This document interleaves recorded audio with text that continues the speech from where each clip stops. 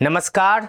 दृष्टि पीसीएस के YouTube channel पे आपका बहुत बहुत स्वागत है। मेरा नाम है संजूर और आज हम आपके लिए टारगेट बीपीएससी 69th में हम लोग जो अभी चैप्टर वाइज चर्चा कर रहे हैं, तो आज हम लोग बातचीत करेंगे सिंपल एंड कंपाउंड इंटरेस्ट पे, जिसको हिंदी में हम लोग कहते हैं साधारण और चक्रवृद्धि ब्याज। तो बहुत सारे लोगों ने इस चैप्टर को बहुत अच्छे तरीके से पढ़ा होगा और समझा भी होगा। तो आज जो हम लोग चर्चा करेंगे ये है साधारण और चक्रवृद्धि ब्याज। तो सबसे पहले आप ये बात समझिए कि इसको साधारण और चक्रवृद्धि ब्याज क्यों कहा जाता है।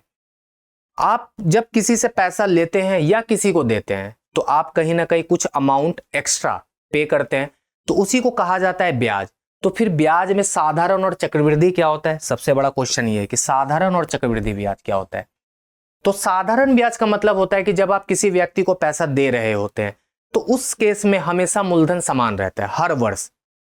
मान लेते कि आप उसको 10% की दर पे उधार दिए हो, तो हर साल आप उससे 10% ही चार्ज कर रहे होते हो मूलधन का, ना कि आप फिर उससे कुछ एक्स्ट्रा चार्ज कर रहे होते हैं। लेकिन चक्रवृद्धि ब्याज के केस में क्या हो जाता है कि जब आप किसी व्यक्ति को 100 रुपये उधार दिए और 10% की दर पे आप उसको दे रहे हैं उधार, तो अगले साल वो व्यक्ति आपको 10 रुपये एक्स्ट्रा देगा। लेकिन आपने कहा कि ठीक है, आप एक साल और रख लो उधार, तो अब उस व्यक्ति को मूलधन जो देना पड़ेगा वो 110 रुपये पे ब्याज देना पड़ेगा। क्यों? क्योंकि उसके लिए अब वो मूलधन हो जाएगा 110। मतलब इसलिए चक्रवृद्धि ब्याज को कहा जाता है ब्याज पे ब्याज, मींस इंटरेस्ट ऑन इंटरेस्ट। लेकिन साधारण ब्याज के केस में ऐसा नहीं है। अगर ब्याज 10 रुपये है तो हर साल 10 रुपये देना है। लेकिन चक्रवृद्धि ब्याज के केस में ब्याज के साथ मूलधन जोड़ के एक नया मूलधन बन जाता है हर साल के एंड में। फिर उस पे आप जो ब्याज लेते हैं फिर वो अगले साल उसके मूलधन में जुड़ के फिर से एक नया मूलधन क्रिएट करता है। तो आप क्या समझे कि साधारण ब्याज के केस में मूलधन कई सालों तक समान रहता है जब तक आप पैसा नहीं लौटाते हैं। लेकिन चक्रवृद्धि ब्याज के केस में मूलधन हर साल बदलता रहता है according to rate of interest. तो इसी क्वेश्चंस को, इसी चैप्टर को हम लोग बहुत अच्छे तरीके से फॉर्मूला पे या ट्रिक के आधार पे समझने की कोशिश करेंगे। तो चलिए सबसे पहले इसके कुछ टर्म्स को देख लेते हैं। टर्म्स होता है जैसे प्रिंसिपल। प्रिंसिपल को हम लोग हिंदी में कहते हैं मूलधन। उसके बाद होता है रेट। रेट को हम लोग कहते हैं दर। फिर होता है टाइम। टाइम को हम लोग हिंदी में कहते हैं समय। उसके बाद होता है अमाउंट, जो कि होता है मिश्र धन। उसके बाद आप कह सकते हैं एसआई, जो अभी आपको हमने समझा दिया, साधारण ब्याज, सिंपल इंटरेस्ट। उसके बाद होता है कंपाउंड इंटरेस्ट, जिसको आप लोग कहते हैं चक्रवृद्धि ब्याज हिंदी में। ठीक है, तो आप सबसे पहले समझिए कि प्रिंसिपल का क्या होता है। तो प्रिंसिपल एक ऐसा पद है या एक ऐसी राशि है जो किसी व्यक्ति को दिया जाता है उधार या किसी व्यक्ति से उधार लिया जाता है। रेट है कि जब आप किसी व्यक्ति को पैसा उधार देते हैं या किसी से उधार लेते हैं तो एक आप रेट तय करते हैं, एक दर तय करते हैं कि हम इस दर पे आपको पैसा उधार देंगे, उसी को कहा जाता है रेट ऑफ इंटरेस्ट। समय है कि आप कितने ड्यूरेशन के लिए पैसा दे रहे हैं। अमाउंट का मतलब है कि जब व्यक्ति आपको पैसा लौटाता है या आप किसी व्यक्ति को पैसा लौटा रहे होते हैं तो प्रिंसिपल और इंटरेस्ट दोनों को जोड़ के लौटाते हैं, तो उसी को कहा जाता है मिश्र धन। सिंपल इंटरेस्ट और कंपाउंड इंटरेस्ट आपको अभी बता दिया गया है। अब एक बात समझिए, मिश्र धन जो होगा वो कहीं ना कहीं राशि है। इसको और एक दूसरा वर्ड है राशि या धन भी कहते हैं। दर जो होगा वो आपका एनुअल भी हो सकता है, हाफ ईयरली भी हो सकता है, और कह सकते हैं क्वार्टरली भी हो सकता है, जिसको छमाही और तिमाही और वार्षिक कहते हैं। समय आपका वर्ष में भी हो सकता है, माह में भी हो सकता है, दिन में हो सकता है, लेकिन हम लोग वर्ष पे चलेंगे लेके, और अगर माह और दिन में रहेगा तो हम लोग उसको चेंज कर लेंगे। मिश्रधन फिर से राशि ही है, तो ये कहीं ना कहीं रुपए में ही लिखा जाएगा। ठीक है, साधारण और चक्रवृद्धि ब्याज भी ये कहीं ना कहीं राशि है, तो इसको भी हम लोग रुपए में लिखेंगे। अब उसके बाद हम लोग थोड़ा सा फॉर्मूला पे डिस्कस कर लेते हैं कि फॉर्मूला क्या होता है एसआई का और सीआई का। दो तरह का फॉर्मूला है अलग अलग। अगर हम इसकी बात करें सिंपल इंटरेस्ट की, तो ये होता है प्रिंसिपल गुना रेट गुना टाइम बटे 100। हम लोग इंग्लिश में ही लिखेंगे। रेट का फॉर्मूला होगा simple interest into 100, principal into time. Time का फॉर्मूला हो जाएगा simple interest into 100, principal into rate. उसके बाद प्रिंसिपल का फॉर्मूला हो जाएगा सिंपल इंटरेस्ट इंटू 100, टाइम गुना रेट। अमाउंट का फॉर्मूला हो जाएगा प्रिंसिपल प्लस एसआई। एसआई का फॉर्मूला हो जाएगा अमाउंट माइनस प्रिंसिपल। प्रिंसिपल का फॉर्मूला हो जाएगा अमाउंट माइनस एसआई। आप इन सभी फॉर्मूला को एक बार मेमोराइज कर लें, मेरा सलाह है। यहां पे कंपाउंड इंटरेस्ट का फॉर्मूला होता है P into 1 plus R upon 100 पे पावर T माइनस P, या फिर अमाउंट का फॉर्मूला होता है P into 1 plus R upon 100 पे पावर T। आप इस फॉर्मूला को याद रखें, लेकिन कहीं ना कहीं हम लोग इसको परसेंटेज के आधार पे करने की कोशिश करेंगे। हम लोग कोशिश करेंगे कि परसेंटेज पे इसको सीख लें। चलिए पहले क्वेश्चन को देखते हैं। एक व्यक्ति 5% साधारण ब्याज दर पर 2 वर्ष के लिए 8,000 रुपये उधार लेता है। वह तुरंत इसे किसी दूसरे व्यक्ति को 8% प्रति वर्ष की दर पर 2 वर्ष के लिए उधार देता है। फिर प्रति वर्ष लेन देन में उसका लाभ ज्ञात करें। अब देखिए, एक व्यक्ति है 5% प्रति वर्ष की दर से साधारण ब्याज पर 2 वर्ष के लिए 5,000 रुपये उधार लिया, सॉरी 8,000। वो व्यक्ति बहुत तेज था, उसने किसी दूसरे व्यक्ति को 8,000 रुपये 8% वार्षिक दर पर 2 वर्ष के लिए उधार दे दिया। अब उसके बीच का जो बेनिफिट है ना, वो उसको कितना मिला प्रति वर्ष, ये बताना है। देखिए, प्रिंसिपल है 8,000, मतलब उसने 8,000 कर्ज लिया। टाइम 2 इयर्स के लिए उसको रेट मिला वहां से 5%, तो उसको सिंपल इंटरेस्ट कितना चुकता करना पड़ा, तो 8,000 गुना 2 गुना 5/100, मतलब उसको केवल 800 रुपये ब्याज देना पड़ा। अब व्यक्ति क्या था, बहुत तेज था। उसने क्या किया, वही 8,000 रुपये को उठा के 8% की दर पर 2 ही वर्ष के लिए उधार दे दिया। तो यहां से उसको सिंपल इंटरेस्ट कितना प्राप्त हो रहा है, 16 गुना 8 128, मतलब 1280 रुपये। अब यहां पे देख पा रहे हैं कि उसको प्रॉफिट कितना हो गया। देखिए, यहां से इसको मिला 1280 रुपये, 800 रुपये साहूकार को उसने दे दिया, मतलब 480 रुपये का इसको लाभ अभी भी हो रहा है। लेकिन ये जो लाभ है ये 2 वर्ष में हो रहा है, क्योंकि 2 वर्ष का ड्यूरेशन है ना। लेकिन क्वेश्चन में पूछा गया प्रति वर्ष, तो 1 वर्ष में उसको कितना लाभ हो जाएगा भाई, तो 480/2, मतलब 240 रुपये का। तो प्रति वर्ष लाभ है 240, है ना। ऑप्शन नंबर ए हमारा सही है। एक निश्चित राशि पर 2 वर्ष के लिए 4% प्रति वर्ष की दर से वार्षिक रूप से संयोजित होने वाले साधारण और चक्रवृद्धि ब्याज के बीच का जो अंतर है वो है 500, तो राशि ज्ञात करें। देखिए, बहुत ही बढ़िया क्वेश्चन होता है ऐसा। यहां पे आपसे प्रिंसिपल पूछा जा रहा है, रेट है यहां पे 4%, टाइम है यहां पे 2 वर्ष है, और आपसे दिया गया है CI माइनस SI बराबर 500। देखिए, ऐसे क्वेश्चन को हम लोग फॉर्मूला से करेंगे, क्योंकि उससे आसान कुछ नहीं होता। CI minus SI for 2 years, इसका एक फॉर्मूला होता है, बहुत बढ़िया formula, P into R upon 100 पे पावर स्क्वायर। अब देखिए, CI माइनस SI कितना दिया है, 500, P नहीं दिया है, R कितना है 4/100 पे पावर स्क्वायर, तो 500 P 4/100 को क्या लिखेंगे आप, 1/25 गुना 1/25, तो P का मान क्या हो जाएगा, 500 गुना 625। सॉल्व करेंगे तो ये हो जाएगा 3,12,500, और यही मेरा सही जवाब, ठीक है ना। आंसर क्या हो जाएगा, 3,12,500। एक निश्चित राशि पर 8 वर्षों के लिए समान ब्याज दर और 12 वर्षों के लिए उसी दर पर साधारण ब्याज का अनुपात क्या होगा। अब देखिए, एक निश्चित राशि पर तो SI1 अपॉन SI2 का रेशियो पूछ रहा है। तो देखिए, निश्चित दर साधारण ब्याज तो सेम ही होगा, रेट भी सेम है। पहला समय 8, दूसरा में दोनों चीज सेम है, दूसरा समय है 8। जब इसको आप कटाएंगे तो देखिए, ये दोनों तो कट गया, 4 दूना 8, 4 तिया 12, मतलब इसका आंसर हो जाएगा 2:3। अब अगली बार जब भी ऐसा क्वेश्चन आवे कि प्रिंसिपल और रेट सेम रहे, समय अलग अलग दिया रहे, तो साधारण ब्याज का जो रेशियो होगा ना, वो याद रखिएगा हमेशा समय के रेशियो के बराबर होगा, ठीक है ना। या मान लेते हैं, सपोज कर लेते हैं कि रेट दिया रहे और समय समान रहे, तो फिर जो रेट का अनुपात होगा वही आपके साधारण ब्याज का अनुपात होगा। सब एक दूसरे के साथ कहीं ना कहीं प्रोपोर्शनल फॉर्म में है।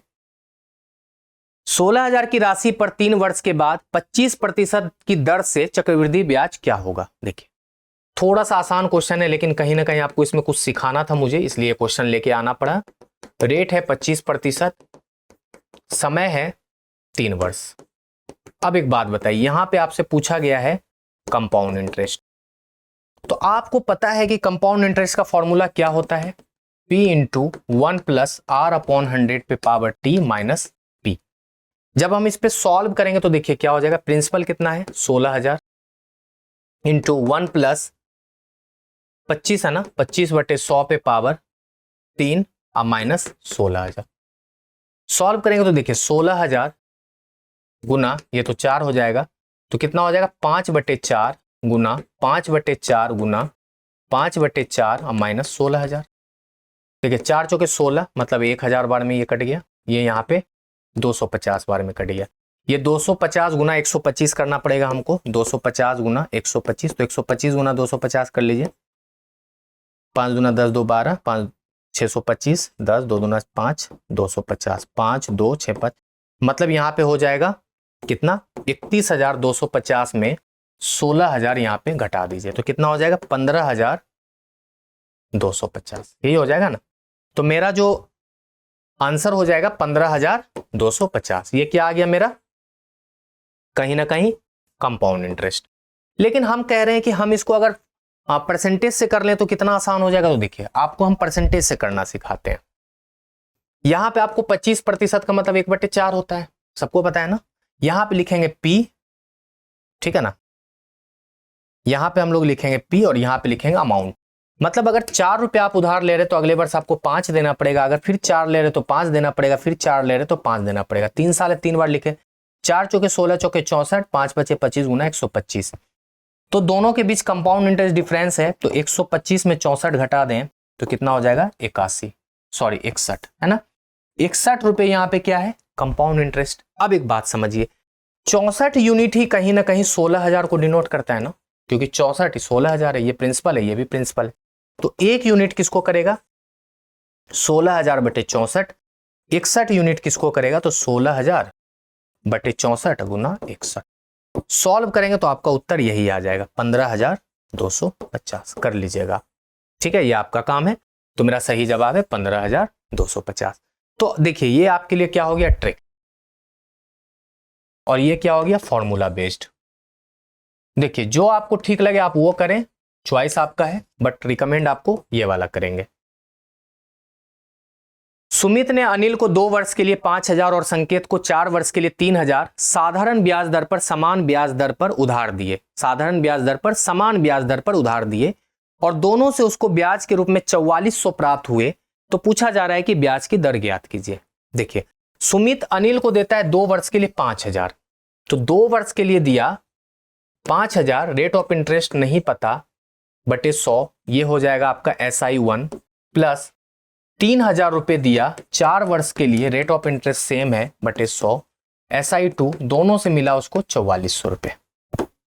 समझ गए ना, ये हो जाएगा SI1 प्लस SI2 बराबर टोटल SI, है ना, ठीक है। अब इसको सॉल्व कर दें, देखिए 100R बराबर 120R बराबर 4400 रुपये, तो यहां हो जाएगा 220R बराबर 4400, तो R का मान यहां पे हो जाएगा 4400/220, कटा दीजिए, तो आंसर हो जाएगा 20%। तो मेरा सही जवाब है 20%, ठीक है। एक निश्चित राशि पर 2 वर्ष के बाद 12% प्रति वर्ष की दर से चक्रवृद्धि ब्याज 39,750 रुपए है, तो उस राशि पर 6 वर्ष के लिए 15% प्रति वर्ष की दर से साधारण ब्याज ज्ञात करें। अब देखिए एक निश्चित राशि पे 2 वर्ष के बाद जो है ना 12% की दर से चक्रवृद्धि ब्याज हो रहा है 39,750, कंपाउंड इंटरेस्ट है 39,750, रेट है आपका 12%, समय है आपका 2 वर्ष। यहां पे प्रिंसिपल निकालना ही पड़ेगा, क्योंकि उसी राशि पे 6 वर्ष के लिए आपको 15% की दर से साधारण ब्याज ज्ञात करना है, ठीक। अब एक बात समझिए, फिर से हम लोग करेंगे फ्रैक्शन वाला काम, 12/100 मतलब 3/25, यहां पे लिखेंगे प्रिंसिपल, यहां लिखेंगे अमाउंट।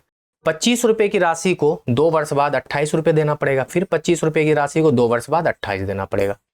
तो 25 गुना 25 625, 28 गुना 28 784। तो यहाँ पे कंपाउंड इंटरेस्ट कितना हो गया 784 माइनस 625।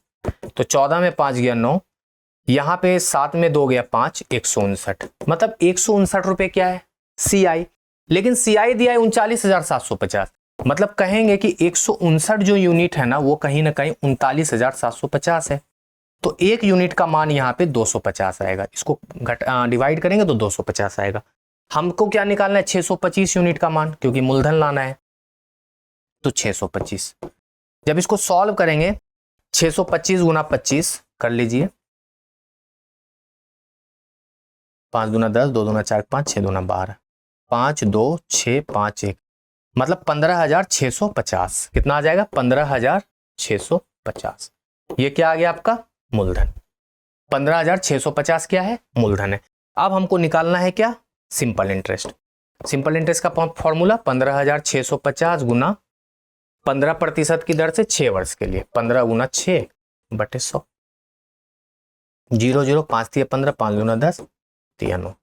तो 1565 गुना 9 कर दीजिए, 9 5 45 4, 9 6 54 4, कितना हो जाएगा। अच्छा 1565 है ना, और गुना 9 है, तो करेंगे क्या हो जाएगा देखिए, 9 5 45 4, 9 6 54 4 58 5, 9 5 45 5 50 5, 9 5 14, 14,085 आ रहा है। यहाँ पे कुछ गड़बड़ है क्या, 250 गुना 625 हमने सही किया था ना, 15,650 ही आएगा।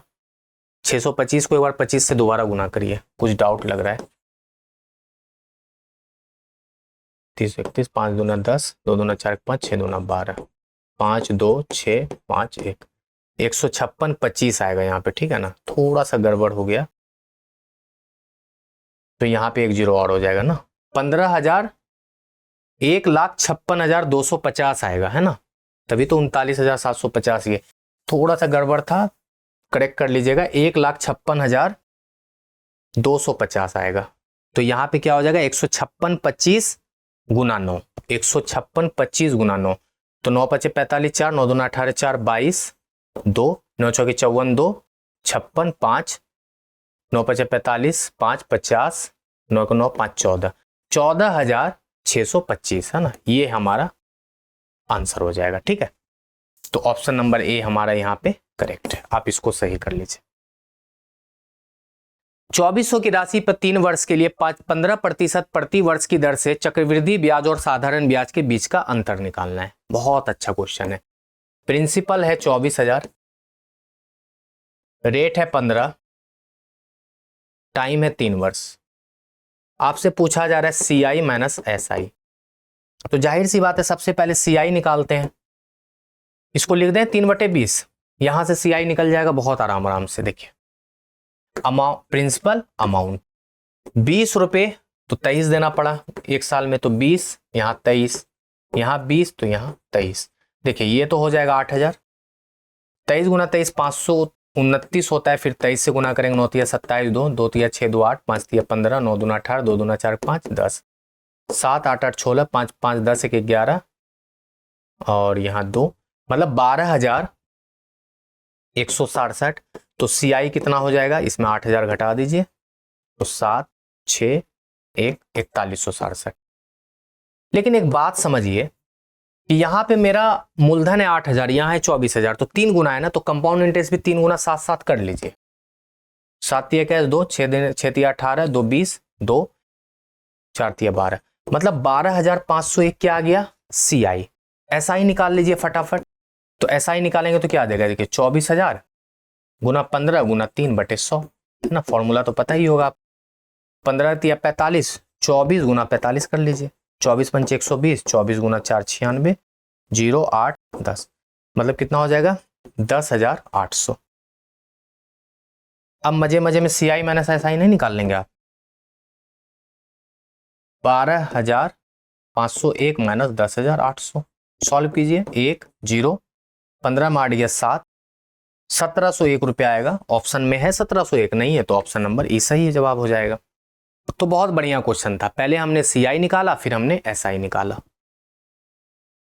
अब देखिए, एक निश्चित राशि पर 3 वर्ष के लिए 10% प्रति वर्ष की दर से वार्षिक रूप से संयोजित होने वाले साधारण और चक्रवृद्धि ब्याज के बीच का जो अंतर है वो है 620। तो राशि ज्ञात करें। अभी हमने 2 वाला निकाला था ना, 2 वर्ष में जो अंतर, यहां पे अब 3 वर्ष है। देखिए, टाइम है आपका फिर से 3 ईयर्स, रेट है आपका 10% और CI माइनस SI है आपका 620। आपसे प्रिंसिपल पूछ रहा है। देखिए, इसका फॉर्मूला होता है, फिर से नोट कीजिए, CI minus SI for 3 years. Formula same है, P इंटू R अपॉन 100 पे पावर स्क्वायर तो रहेगा ही, बस इसमें हो जाता है 300 प्लस R बटे 100, ये ऐड हो जाता है।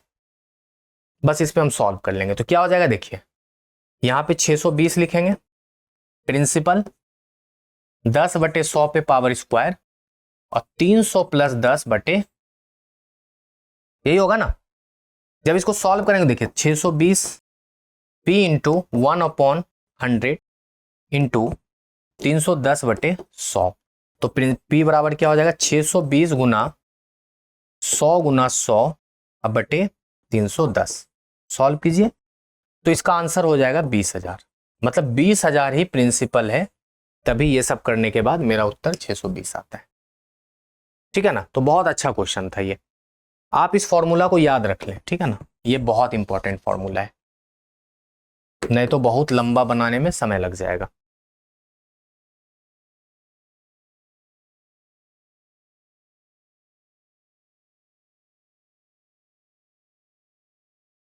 भुगतान की जाती है तो प्रत्येक किस्त की राशि ज्ञात करें।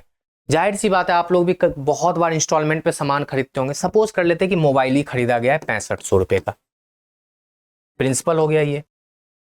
8% आपसे ब्याज लिया गया, समय आपको दिया गया 2 वर्ष, 2 इंस्टॉलमेंट। तो आपसे पूछा गया है एक इंस्टॉलमेंट का कीमत, इंस्टॉलमेंट। देखिए, ऐसे क्वेश्चन को ना बहुत अच्छे तरीके से आपको सिखा देते हैं, फॉर्मूला बहुत लंबा है। इसको हम लोग अगर 8/100 को अगर हम फ्रैक्शन में कन्वर्ट करें तो 2/25 हो जाएगा। नहीं, अब एक बात समझिए, यहां पे लिखे प्रिंसिपल और यहां लिखे इंस्टॉलमेंट। बस इसमें थोड़ा सा अंतर क्या होता है जो समझाना है आपको। 25 रुपए के सामान को अगर आप खरीदें तो 1 वर्ष के बाद आपको 27 देना पड़ेगा ना, 2 रुपए इंटरेस्ट के साथ। अगले वर्ष यहाँ पे ना आपको 25 गुना 25 कर लीजिएगा। ठीक है, यहाँ फिर 25-27 मत रखिएगा, क्योंकि इंस्टॉलमेंट वाले में अलग हो जाता है बात। और यहाँ 27 गुना 27 करिएगा तो कितना हो जाएगा, 7 7 49, 4 7 दूना 14, 4 18, 7 दूना 14, 5 9 2 729। तो यहाँ पे हो जाएगा 729। अब एक बात बताइए, इंस्टॉलमेंट तो सेम होता है ना, फिर अलग अलग क्यों हुआ। अलग हो गया ना, तो यहाँ पे इसको भी 27 से गुना करके बराबर कर दीजिए, तो यहाँ भी 27 से गुना करना पड़ेगा। तो जब इसको 27 से गुना करेंगे तो ये हो जाता है 675 और ये प्लस 625, यही हो जाएगा टोटल मूलधन 1300 रुपये। और यहां पे इंस्टॉलमेंट कितना हो जाएगा, एक इंस्टॉलमेंट 729 रुपए का। हम यहां देख रहे हैं 1300 रुपए के अगर सामान खरीदते हैं तो 729 इंटरेस्ट मतलब इंस्टॉलमेंट देना पड़ता है। आप खरीद रहे हैं 6500 का सामान, तो हम कहीं ना कहेंगे कि 1300 यूनिट जो है वो कहीं ना कहीं 6500 के बराबर है। एक यूनिट का मान 5 है, तो एक इंस्टॉलमेंट का मान कितना हो जाएगा, तो 729 गुना 5, 9 पैसे 45, 4 5 दूना 10, 4 14, 7 5 35, 1 36, मतलब 3645 ही हमारा क्या है, एक इंस्टॉलमेंट। अगर एग्जाम में पूछा जाता कि दोनों को मिला के कितना पे करना पड़ा, दोनों इंस्टॉलमेंट मिला के 4 4 8 1 9 6 दूना 12, 7290 रुपए। अगर एग्जाम में यह पूछा जाता कि ब्याज कितना देना पड़ रहा है, तो 6500 घटा दीजिए, 790 रुपए। ये आपका इंटरेस्ट हो गया, ये आपका अमाउंट हो गया, ये आपका एक इंस्टॉलमेंट हो गया, ये आपका प्रिंसिपल हो गया। आपको सब कुछ बता दिया गया, तो अब एग्जाम में आपको कहीं दिक्कत नहीं होगा। अगला क्वेश्चन और अंतिम क्वेश्चन है। अंकित ने 15% चक्रवृद्धि ब्याज दर पर 27,000 उधार लेता है और प्रत्येक वर्ष के अंत में वो 10,000 का भुगतान करता रहता है। अपना ऋण चुकाने के लिए उसे तीसरे वर्ष के अंत में कितनी राशि का भुगतान करना चाहिए। अब देखिए, एक लड़का है अंकित जो 15% की दर पर 27,000 रुपए उधार लेता है। समय उसको दिया गया 3 वर्ष, मतलब तीसरे वर्ष के अंत में उसको पैसा चुका देना है। हर साल वो 10,000 रुपये दे भी देता है, तो उसका जाहिर सी बात है ब्याज कम होता रहेगा। एक फॉर्मूला भी आपको बताए थे, अमाउंट बराबर होता है P into 1 plus R upon 100 पे पावर T। अगर वो 1 वर्ष के अंत में चुका देता है पैसा तो कितना देना पड़ता है? तो देखिए, अमाउंट बराबर 27,000 रुपये उसने उधार लिया, 1 प्लस 15/100 पे पावर 1, क्योंकि 1 वर्ष के एंड में चुका देना है। तो कितना हो जाता? तो देखिए 27,000 गुना 115/100, तो 27,000 गुना 115/100 करेंगे, है ना। तो इसको कटा दें तो यहाँ 270 गुना 115 हुआ, तो इसको गुना करिए, 115 को 27 से गुना कर देते हैं। 5 सत्ते 35, 3 11 सत्ते 77, 3 80, 5 दूना 10, 11 दूना 22 और 21, है ना। 5 0 8 3 11, मतलब क्या हो जाएगा? 31,050 रुपये उसको देना पड़ता अगर वो देता तो 31,050, लेकिन उसने अभी दिया है केवल 10,000, तो अभी भी उसका बैलेंस कितना बच गया? बैलेंस कितना बचा? 21,000। यार इसको मिटा के अच्छे से लिखते हैं, 21,050 रुपये अभी भी बैलेंस बच रहा है। अब फिर से उसने अगले साल कितना पे करेगा? अगर पे कर देता तो 15% की दर से। तो देखिए 21,050 गुना 115/100, 0 0 कट गया, मतलब 2105 को 115 से गुना कर दीजिए। 5 पचे 25, है ना, 5 10, यहां हो जाएगा 5 0 1 2, फिर से 5 0 1 2, तो हो जाएगा 5 7 0 2 4 2, मतलब उसको पे करना पड़ता और एक डेसिमल लग जाएगा। तो 24,207 रुपये 50 पैसे, 24,207 रुपये 50 पैसे अगर दे देता तो पे हो जाता, लेकिन वो बेचारा दे नहीं पाया, अभी भी 10,000 दिया है। तो 24,207 रुपये 50 पैसे में उसने 10,000 दिया है, तो उसके पास अभी भी 14,207 रुपये 50 पैसे बच जा रहा है बैलेंस। अब वो क्या करेगा? 14,000, अब इस बार वो कसम खा लिया कि हम पूरा पे कर देंगे, तो अब उसको कितना पे करना पड़ेगा? तो देखिए अब उसको पे करना पड़ेगा 14,207 रुपये 50 पैसे का 1 प्लस 15/100 पे पावर 1। तो जब इसको सॉल्व करेंगे, देखिए 14,207 रुपये 50 पैसे गुना 115/100, है ना। सॉल्व कर लेंगे तो कितना हो जाएगा? देखिए 14,207 5 और गुना 115, 5 पचे 25, 7 पचे 35, 2 37 3, 5 दूना 10, 4 पंचे 20, 1 21 2 7, 5 7 0 2 4 1, 5 7 0 2 4 1। सॉल्व कीजिए, 5 7 5 12, 7 5 12, 4 7 11, 5 16, 8 3 7 4 11 2 13, 4 1 5 1 6 और यहाँ 1, है ना। तो यहाँ पे क्या हो जाएगा? 7 4 11 2 13 और यहाँ पे एक डेसिमल भी लग जाएगा, तो मेरा आंसर क्या आ जाएगा? 16,338 रुपये, है ना, और एक डेसिमल लगेगा, और यहाँ पे देखिए कितना डेसिमल लगेगा? 1 2 2 डेसिमल लगेगा ना। कुछ गड़बड़ तो नहीं कर दिया हमने? अच्छा नहीं, ये यहाँ कटेगा नहीं, ठीक है ना, ये कटेगा नहीं, आप इसको रहने दें अभी, ठीक है ना। आप ऐसा सोचिए ये कटा नहीं है। तो यहाँ पे देख पा रहे हैं एक जीरो यहाँ लगा देंगे, क्योंकि यहाँ पे एक जीरो लगेगा, और नीचे से कितना डेसिमल लग जाएगा? यहाँ पे अगर उड़ा दें तो 4, तो 1 2 3 4, मतलब यहाँ पे लग जाएगा डेसिमल। 16,338 रुपये 625, तो यहाँ पे हम देख पा रहे हैं ये वाला मेरा उत्तर, है ना। तो 16,338 रुपये 625, अगर वो इतना पैसा लौटा देता है तो अंकित का उधार समाप्त हो जाएगा। ठीक है, गुना कर लीजिएगा अच्छे से। तो इस तरह आज हम लोग क्या किए, सिंपल एंड कंपाउंड इंटरेस्ट के सारे क्वेश्चंस को हल कर लिए, मतलब सब तरीके के क्वेश्चंस को। अब आप प्रैक्टिस करिए, पीडीएफ डाउनलोड जरूर करिए टेलीग्राम से, वहां से आपको बहुत मदद मिलेगा और दोबारा आप प्रैक्टिस कर पाएंगे। तो वहां पे अभी और भी चैप्टर के वीडियो आपको मिल जाएंगे, और भी चैप्टर के पीडीएफ मिल जाएंगे। तो जल्दी से आप हमारे टेलीग्राम चैनल को ज्वाइन करें, वीडियो को आप वीडियो पे लाइक करें, वीडियो पे कमेंट करें, चैनल को सब्सक्राइब करें, लोगों तक भी हमारे वीडियो को जरूर पहुंचाएं। तो चलिए मिलते हैं अगले वीडियो में, आज के लिए शुक्रिया।